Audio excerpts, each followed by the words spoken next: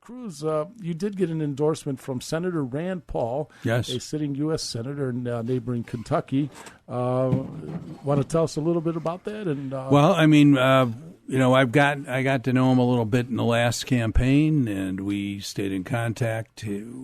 I think we both called attention to the fact that nothing either of us has ever said is the other one not agreed with. So I think he sees me somewhat of as an ideological clone, and he's basically said he's going to do what he has to do to help me. Great. Well, yeah, he was at my home last weekend, mm-hmm. and it's I think if people wonder whether I'm a conservative, I doubt very much if they would doubt it if they heard what Rand Paul had to say. Well, with that, Mr. Producer, can you play clip number 1? Oh. It is my pleasure to be in Cleveland, Ohio, to endorse my friend Mike Gibbons. I think he'll make a great senator. And that was at your house a week ago, right? Yes. And Saturday, yeah. Saturday, and you brought him in here, and I met him the first time with you when you were running for Senate. Mm-hmm. And he didn't know me as well then. No, but now you have a conservative, constitutional senator, yes, who is openly endorsing you early. Yes, none of your opponents. He's not endorsing any of them. Right. And now we just had the call in. We're talking about Senator Cruz, who's another, I believe, a constitutional conservative. And there's a few good ones. And also in the House, you've got Congressman Jordan, and you've got Tom Massey from Massey, and there's some really good. The Freedom Caucus. Yeah. There's some really good people up there, but they're few in number. Mm-hmm. And for me personally, to have a constitutional conservative senator who's doing the job now and knows what it's like to endorse you and say this is like a like-minded individual, a soulmate that I believe can do the job, the heavy lifting up in D.C., that's enough for me. Well, thank you. That is. I hope everybody feels that way, because that I believe in this country deeply, and I believe in our Constitution. I think it's the greatest governing document in the history of the world, and we can't stray because some cultural thing has come along, and there's a few people, ex-bartenders, that got elected to Congress, and they want to ignore it. That's right. And as a matter of fact, you said as much when at your event. I intend to go to Washington and stand right next to that man over there and make sure we take our country back on the basis of our Constitution and American principles. That's what I believe in. I believe this is the greatest country in the history of the world. And I believe that our rights come from Almighty God, not from government. Yeah.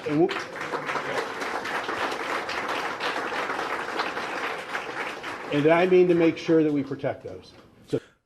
Protect those rights. That's right. What do you mean by that? Well, I think we have to take the offensive. What's going on right now is we have this leftist group in Washington, and I don't think anybody, I know I didn't, ever thought that Joe Biden was going to become a leftist.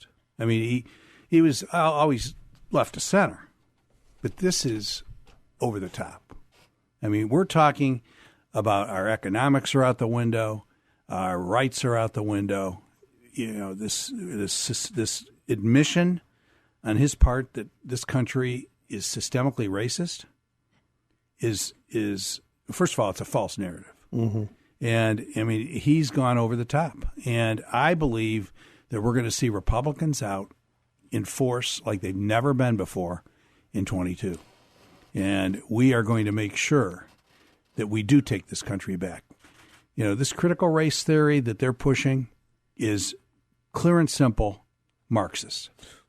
And somehow they are able to gloss over the origins of this, the fundamental philosophy of it, which is a rejection really of the Enlightenment and Western civilization.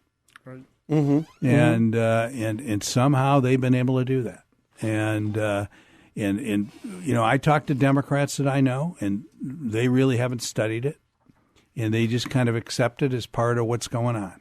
Well, Rand said something to that effect. Mr. Producer, play 3 and 4 together. So you wonder why we need Mike in Washington? I'll give you an example of how broken Washington is. So when they sent out the first stimulus checks last summer, we discovered that they sent 1.1 million to dead people. 1.1 million checks to dead people. How bad is your government? How inept? How incompetent is your government? It's over $1 billion. So I went to the floor of the Senate, and somebody else was going there, and you can introduce something unanimously that is not controversial. And so we got together, the 3 of us. One was a Democrat, 2 Republicans, and we said, we're going to fix this problem. And my idea that I added on to it was we should try to claw it back, and we'd pay for the process by actually getting back some of the money that we sent to people. We passed it unanimously, but there was an objection. The senator comes running in.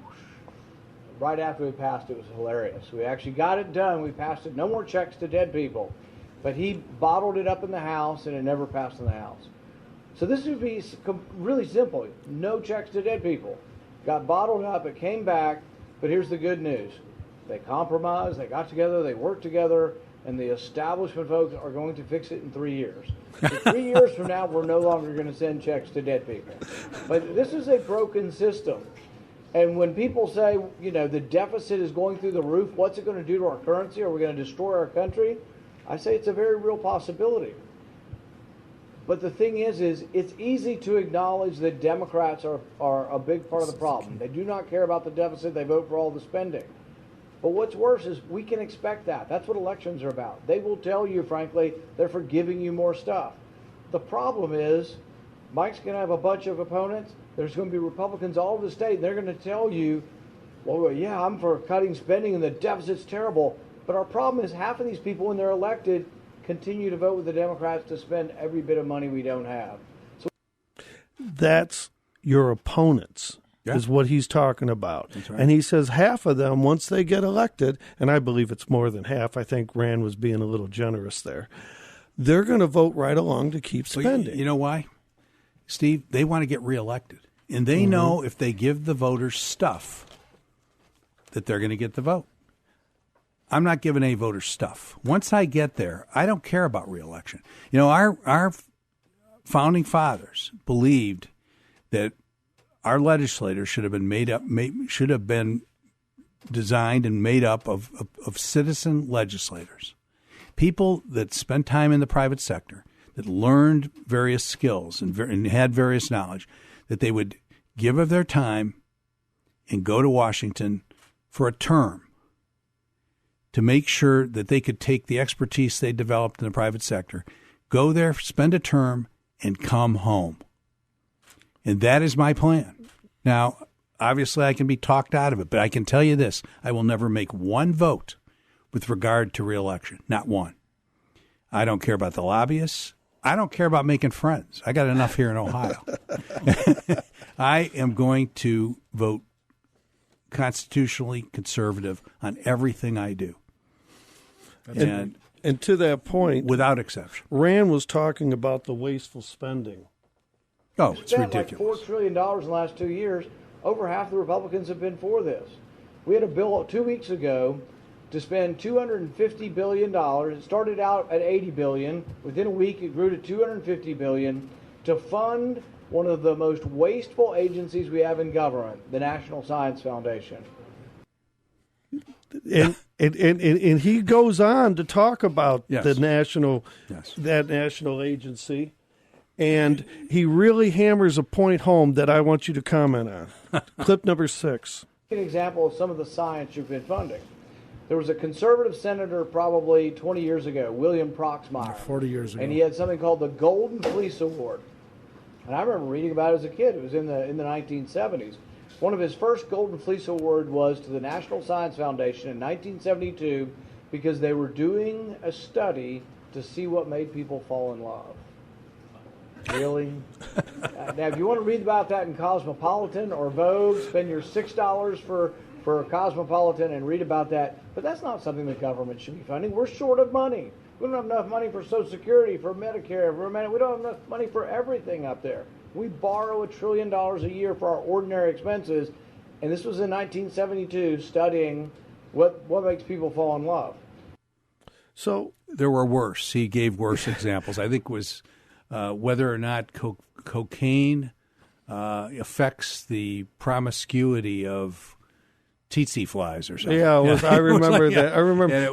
So to that point, you're going to vote against stupid spending every like that. single one. Wait. I want the answer to that question. if we spent all that money, come on, give me the answer. Well, it did. I think what the Rand Paul said is we didn't have to spend that money. We could have just took a poll in the audience there and got the answer. No, I mean, right now we have an infrastructure bill. Mm-hmm. And now they're trying to manipulate, the Republicans into voting, because I don't think anybody disagrees. I've been in finance my whole life. I'm an investment banker, and I believe that you finance long-term assets that make the country more efficient, better place to live, with long-term debt. Well, it used to be, when I first started in the business, that when the government ran a deficit, they'd go out to the bond markets in the world and they'd sell the bonds. Mm-hmm. If they couldn't sell them, they raised the interest rate. Right. Now they don't do that. Now the Fed buys the bonds, which is just literally, people do not understand that we are creating money out of thin air. Now, so just time out. Yes. You just said something very important. The Feds are buying. Yeah. So what does that mean to a layman? It means the money is being created out of thin air. They're literally printing dollars with nothing behind it. The government's buying its own debt. Right. How would you? Okay, everybody out there, just take a second and say, how would you like to buy your own debt? Yeah. So then it doesn't exist anymore, right? You could just keep on printing more money. Pretty much. Right? Isn't that the balance sheet of the Fed is ridiculously large right now because they own the debt that we've just created out of thin air. Right. And we're looking. I majored in economics and political science in undergrad. I studied economics when I got my master's degree. I taught economics at various schools. You can take every book we ever used and just throw it out the window right now. We are on uncharted ground. Mm-hmm. It is. I have no idea what's going to happen, but I know this. The definition of inflation traditionally is too many dollars chasing too few goods. We are creating dollars to the point. Our monetary base is record-setting. We are creating dollars at a rate that is unprecedented. And ultimately, if the world still works, and again, we're in uncharted territory, we're going to have inflation. And you know who gets hurt by the inflation? The very people that the Democrats claim they care about. Catering. And they don't care about them. Right.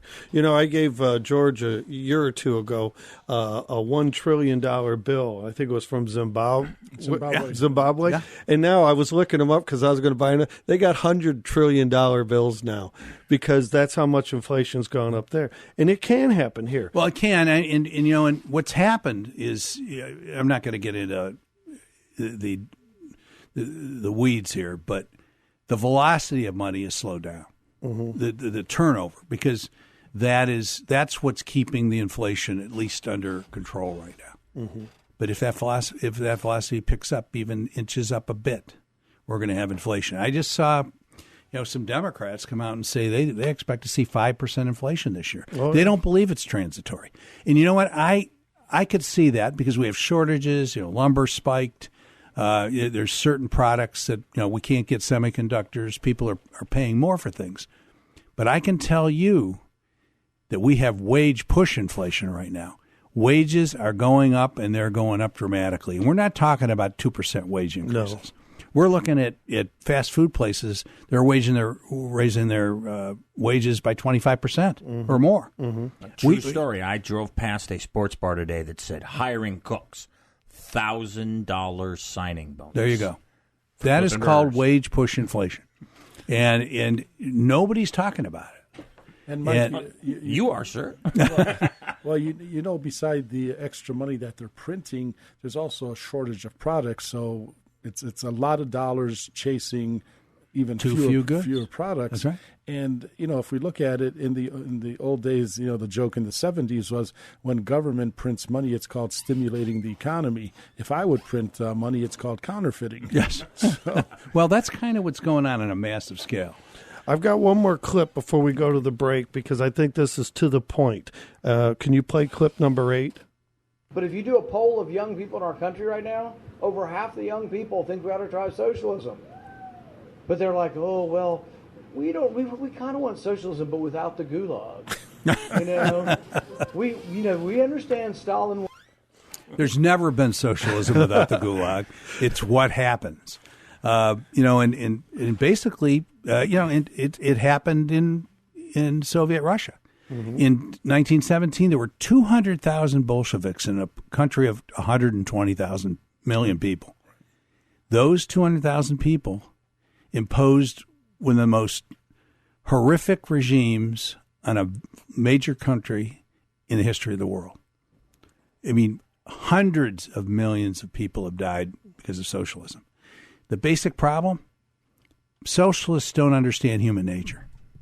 They don't understand that every individual cares about certainly themselves, but they care about their family.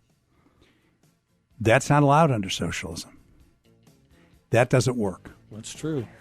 Monday Night Roundtable with special guest Mike Gibbons. We'll be right back after this break.